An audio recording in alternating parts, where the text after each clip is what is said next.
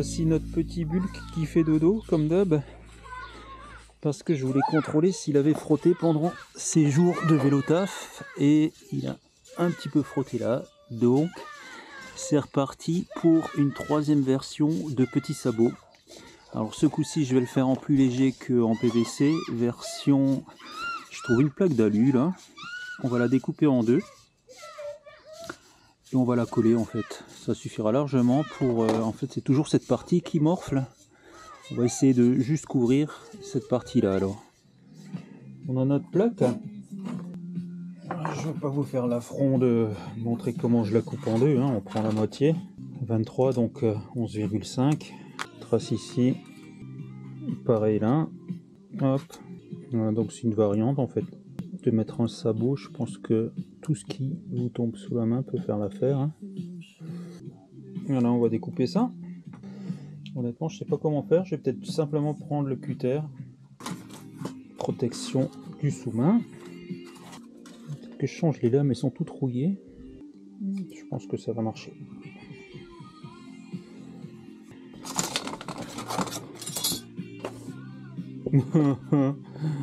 Je pense que ça va marcher. Bon, il faut y aller un peu plus. On sent qu'on l'a attaqué, mais plus dur que prévu, c'est bien. Là qu'il est solide. Voilà. Je sais pas si je garde ces bouts ou pas. On va les aplatir joliment et puis on va voir ce qu'on peut en faire. Allez, c'est parti pour la mise en place.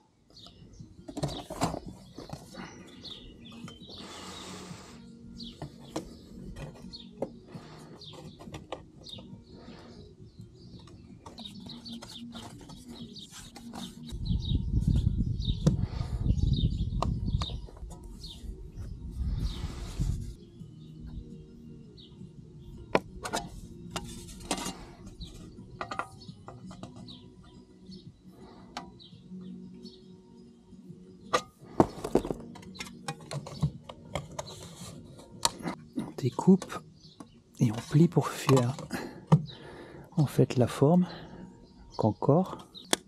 Je devrais mettre des gants moi pour faire ça parce que je vais me couper, je le sens.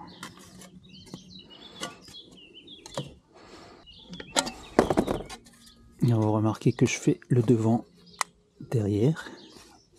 La partie de devant passe dessus. C'est une question d'aérodynamisme. Bon, je vais mettre des gants.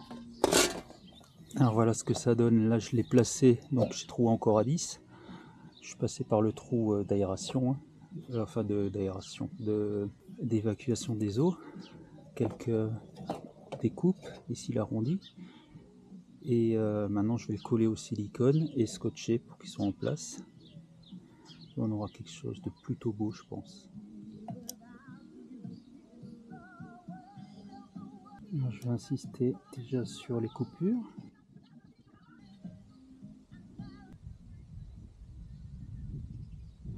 Je peux essayer la musique, sinon YouTube il va me griller des doigts d'auteur.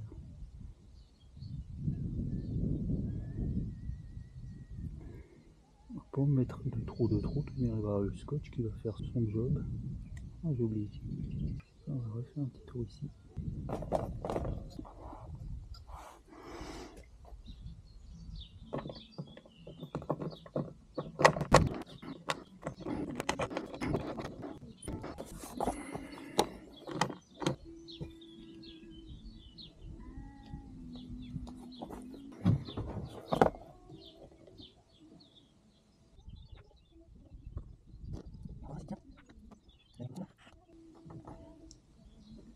Alors, si avec le scotch ça suffit. Avec ça, plutôt que essayer définitivement, je le maintiens avec le pied à l'arrière.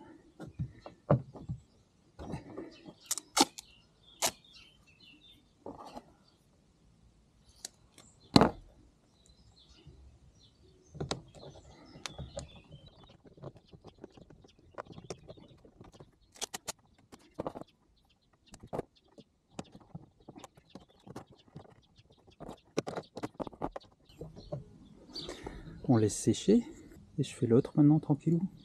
Voilà le second qui est préparé. Donc déjà plié, coupé et avec le silicone percé et juste la mise en place là. D'abord je stabilise avec la vis.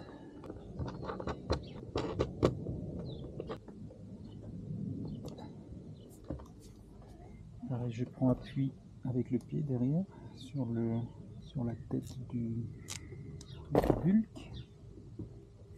Je vais juste enlever l'excédent. Je vais mettre ici.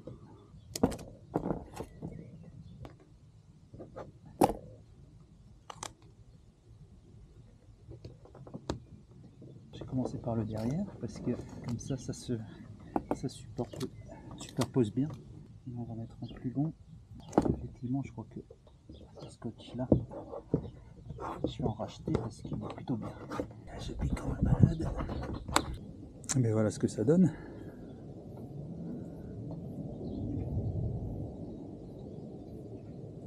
Partie séchage. Et tout à l'heure, on enlève la vis et on regarde ce qui se passe.